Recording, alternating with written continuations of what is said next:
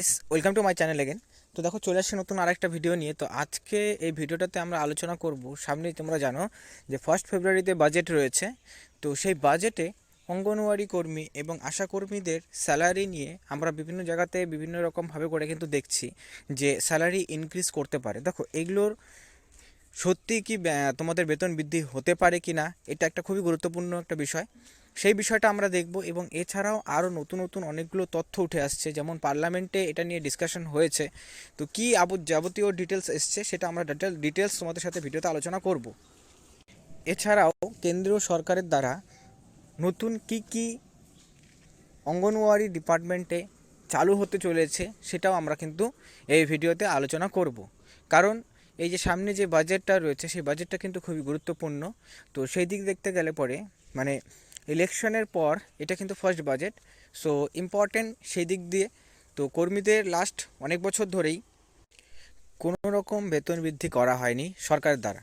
তো সেই দিক দেখতে গেলে পরে বেতন বৃদ্ধিটা খুবই একটা গুরুত্বপূর্ণ বিষয় উঠে আসছে। তো এটা নিয়ে ডিটেলস আলোচনা করব, তাই ভিডিওটি শেষ পর্যন্ত অবশ্যই দেখবে এবং দেখার পর নিজস্ব মতামত অবশ্যই জানাবে। আর যদি তোমাদের ভিডিওটা ভালো লাগে লাইক করবে, চ্যানেল নতুন থাকলে চ্যানেলটিকে সাবস্ক্রাইব করবে এরকম ভিডিওসগুলো সবার প্রথমে পাওয়ার জন্য। তো চলো সময় নষ্ট না করে আজকে যে আপডেটটা রয়েছে সেই আপডেটটা ভিডিওতে আমরা ডিটেলসে আলোচনা করি।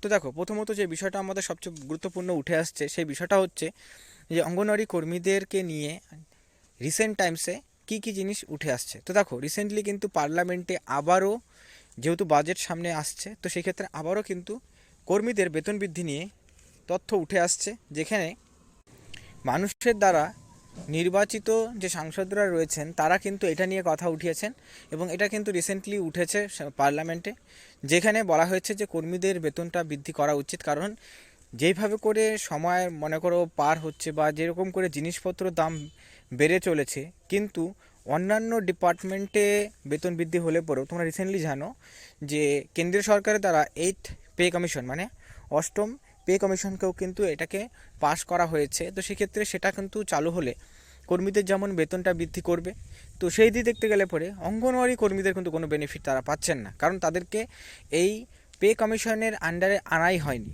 তো সবচেয়ে গুরুত্বপূর্ণ বিষয় যেটা, দেখো, বেতন বৃদ্ধি তো একটা বিষয় অবশ্যই গুরুত্বপূর্ণ। যদি অঙ্গনওয়াড়ি কর্মীদের পে কমিশনের আন্ডারে আনা হয় তাহলে পরে কিন্তু বেতন অটোমেটিক্যালি সেখানে ইনক্রিমেন্ট করবে। কারণ পে কমিশন আন্ডারে যে স্যালারি রয়েছে সে স্টার্টিং স্যালারি কিন্তু 18,000 টাকা করে রয়েছে।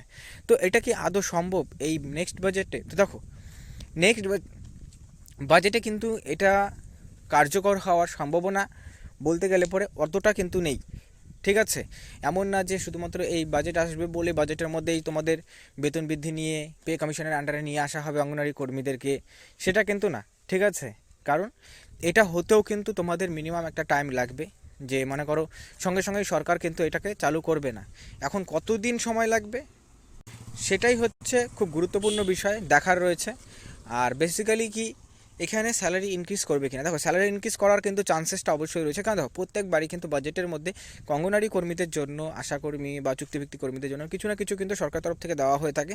তো সেই ক্ষেত্রে এর আগের বার যে বাজেট হয়েছিল সেখানে শুধুমাত্র অঙ্গনওয়াড়ি কর্মীদের যে আয়ুষ্মান ভারত যোজনা আছে সেই যোজনার সাথেই কানেক্ট করা হয়েছিল। তো এবারও কিন্তু অঙ্গনওয়াড়ি কর্মীদের কিছু না কিছু তারা কিন্তু অবশ্যই পাবেন।